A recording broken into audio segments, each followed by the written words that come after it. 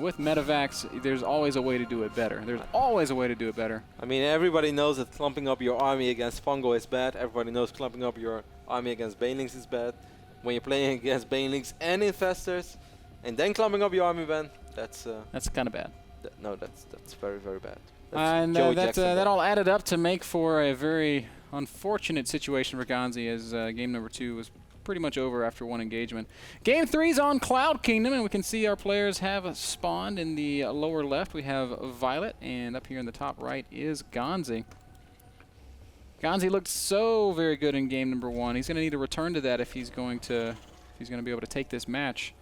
Violet definitely wants the win here because it means he stays on top of the group and solidifies his shot, or solidifies his hopes for a playoff berth. No, he's on the right road, Ben. He's so far 4-0. He has an excellent map score despite dropping one map today. As long as he wins the series, he is well on the way of being at least one of the top 8 players of the league at the end of the season.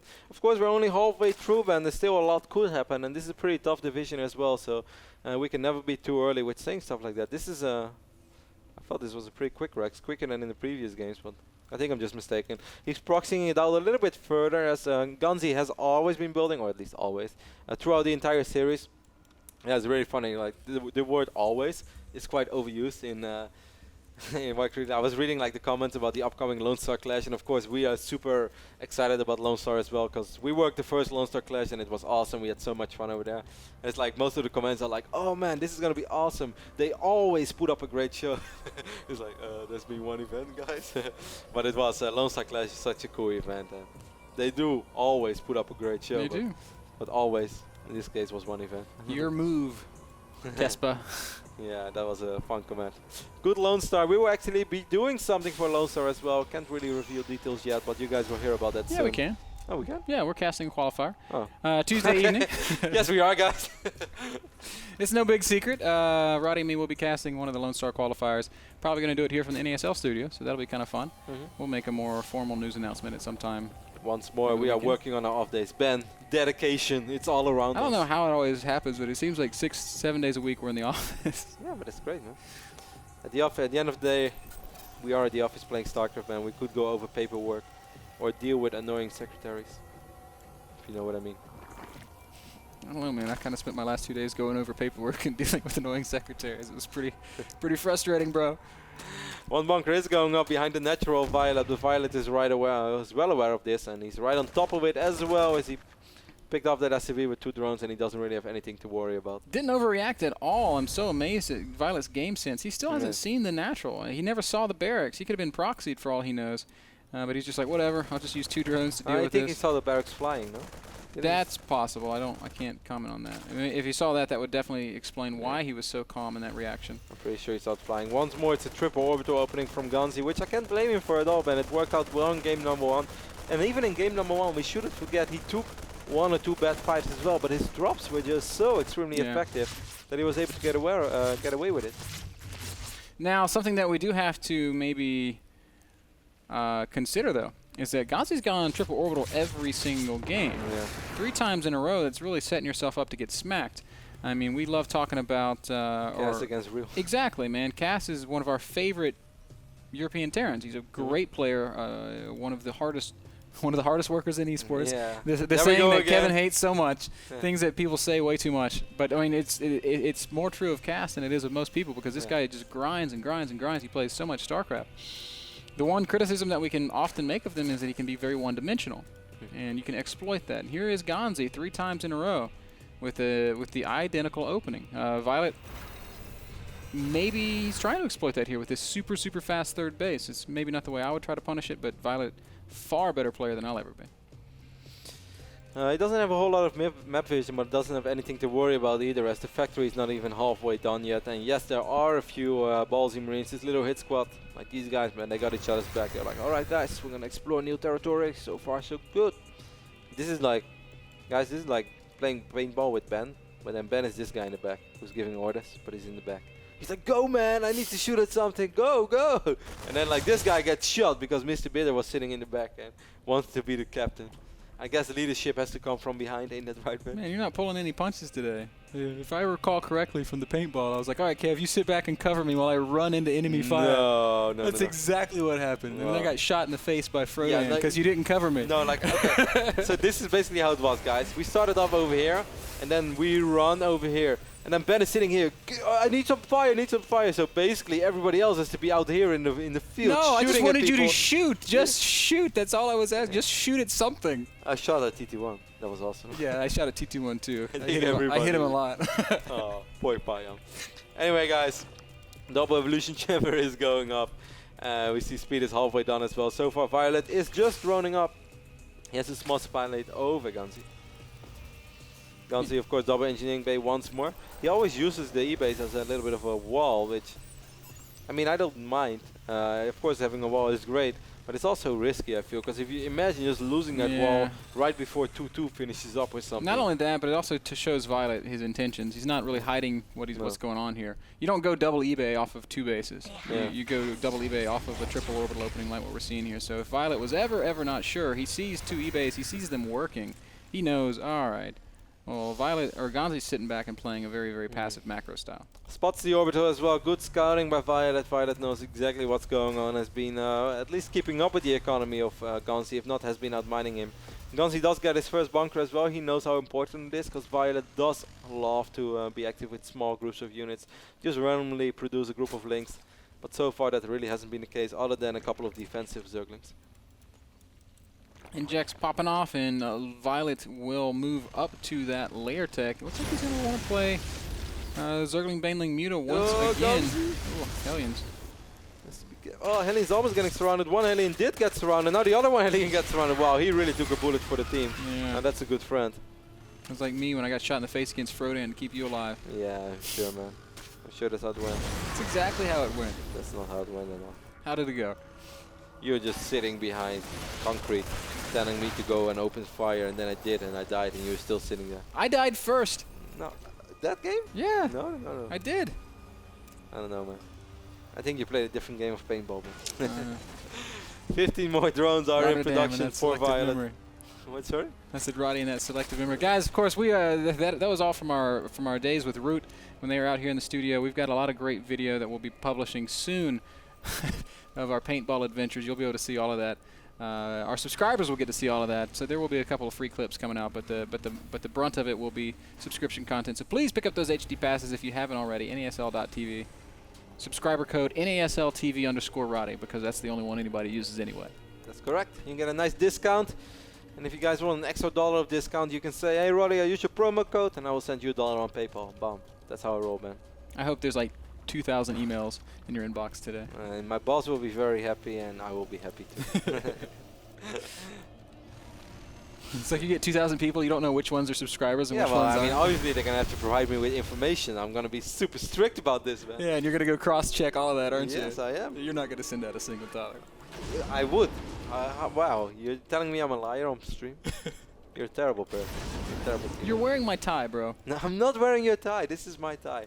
11 Mutalisks are in production for Violet Ben, and that's pretty damn good timing as the first medevacs are heading out on the top and bottom side of Cloud Kingdom. Violet, fantastic creep spread. I don't even want to say it no more, Ben. Don't make me say it. Yeah, he's got so much vision. It's going to be so hard for Ganzi to really surprise Violet just because of all these tumors. The fact that he's got these 2 tumors behind this base. Okay, he's going to spot the first medevac. It's going to fly straight into Mutalisk, Ben.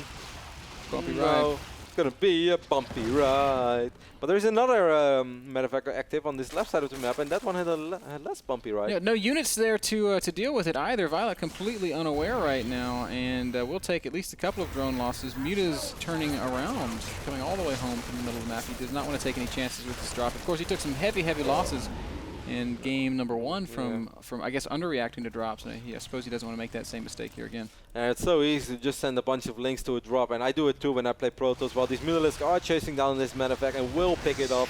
I think everybody wow, this is a lot of banelings, by the way. Violet has such a fantastic economy throughout the entire game ban. And great creature as well. This is going to be so hard for This is a 2-2 Ganzi. baneling timing, Kevin. This is the timing you love. One of my favorite builds in ZVT, and Violet's going to do it almost perfectly. I love triple numbers, though. Siege mode is done, Kevin, but there are only 2 tanks on the map. Wow. Let me go ahead and give you a spoiler alert. I think Ganzi is about to get smushed.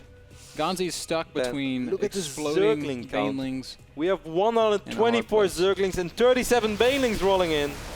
There's no chance right now, Kevin. The numbers they add up to a Violet victory. Command center lifts. SCVs get just destroyed. Zerglings, banelings, mutas. Oh my Goodness. That's all you really have to say, man. That's all she wrote. Ganzi is dead. In the water. Fantastic play from Violet. This is just a great build. You don't know that song, do you? I don't know that song. I don't know most of the songs that you... Well, actually, man. Ganzi sort of stabilizes, but I mean, look at the if you look at the overarching state of the game here, it's 80 drones to 50 SCVs. More Zerglings are streaming across the map. These E-base, well, they are fine for now. This orbital is going to be fine too because it's idling above a bunker. But what Ganzi is not fine at is the unit count. We still see 66 Zerglings and 5 Middleisk as well against only 16 Marines. And 4 of those Marines, man, they're in deep trouble. Behind enemy lines, man. That's what happened to Kerrigan. Of course, she came back as the Queen of Blades, so maybe those guys will enjoy. All the 4 guys will come back as a Tempest. They're in Harvest Farm and they're really mad. Shoot down Medivacs and stuff. And Middleisk. You know, because Tempest originally was created as an answer to the Middleisk. And then someone at Blizzard said, hey, I have a great idea. Let's make him terrible against Middleisk. And that's what happened. Violet still spreading creep actively. Seems aware of this Medivac making its way down the bottom side of the map. I love macroing with Zerg, man, because if you have a lot of larvae and you can just make so many Middleisk, they take both up your minerals and gas, and it makes you look like a macro beast. You know that feeling? I know that feeling.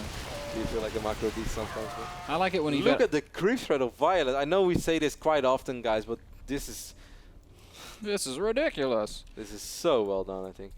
Speaking of macro, Kev, I like it when I've got like a bunch of resources and then like all this larva, and I want to make ultras, and then I can make 3 ultras. Yeah. That's a feeling that I know as well from my team games with Zerg. Ganzi is still trying to buy some time for himself, man, with drops all around the map, but the Middleisk count is so high, I'm not even sure if that's going to work out. Just a couple of exposed tanks here, but there are so many Zerglings with 2-2 upgrades. It should be enough. Yeah, there's really not, well, I guess there's a couple of Medivacs, so Ganzi actually does. 3-3 is about to finish up, just finished up now. But look at this flock of Middleisk, a large concentration of Middleisk. A gaggle. Not very a lot of Middleisk. It's a gaggle. No, it's a flock. It's a gaggle. You want to bet? I'm serious. It's like a gaggle of geese. I'm just kidding, man. I don't bet you anymore in English. That makes no sense. I came to the conclusion that was a bad idea. This orbital is taking so much damage and the orbital will fall as well. Great pickoff by Violet once more. And Violet is just in a fantastic position, man. He's producing 9 infestors now as well. A couple of drones here are going to fall, but a lot of Zerglings are streaming in. Well, actually, he's going to need... Oh, this is a bad position to fight. Out right right at the most opportune moment imaginable, and that will allow these Zerglings and Banelings to clean up this little contingent of Marines. And it seems like everything Ganzi does is just not going to quite be good enough. Violet losing that first game went into angry mode. What a great game. What a great day for Violet, man. He won his makeup game against Strelok 2-0 and is now about to take out Ganzi 2-1 as well. Puts him on top of division number 3 with a 5-0 score in best of 3s. Yeah, it means he's got a bye week coming up soon too, Kevin, as we are going to see this final fight.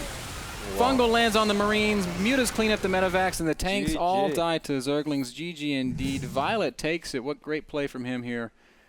He's 4-1 in maps today, 2-0 in matches, and now 5-0 in the division, like you were saying. And 10-2 in maps, man. +8. That's just really, unbelievable. Really well. He's got a bye week coming up. It means worst case scenario, we could see, I guess, a 5-4 Violet, 5-3 Violet. 5-3. That's the worst case scenario. Yeah. That's like the best thing you could ever happen. It's like, okay, we have 8 play days, and the worst thing that could happen is after 5 play days, you end up with 5-3. And knowing Violet, Ben, I don't think that is going to happen. At this point, he's basically guaranteed a playoff berth or a wild card berth, and almost certainly we'll see him in the playoffs. He's a heavy favorite to win his division. Who else is up there with him in the division? There's no one else that's undefeated. Hero, right? Let me just double check that, Ben, real quick. I don't think Hero's in this division, unless I'm totally mistaken. But normally, Ben, I'm not mistaken. But I'm pretty sure that Violet is dominating this division. But yeah, Actually, I think you were right about Hero. Let me double check that real quick, man. Stall for me.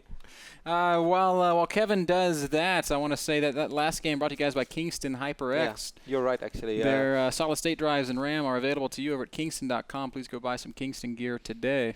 Hero is still undefeated in this division, and Mana is still quite well as well. He's 2-1 right now. Unfortunately, Mana could not play his game today because he's attending the Too Good Invitational, which is going to be a great event, by the way, as well, guys. There's just fantastic StarCraft all around. Be sure to tune into that and support Mana. Mana, his games will be replayed later. Of course, the only walkover today, Lowly versus Alicia. We're going to kick it to a very short break. Stick around. We have our final thoughts when we get back. NASL Division 3 wraps up after this.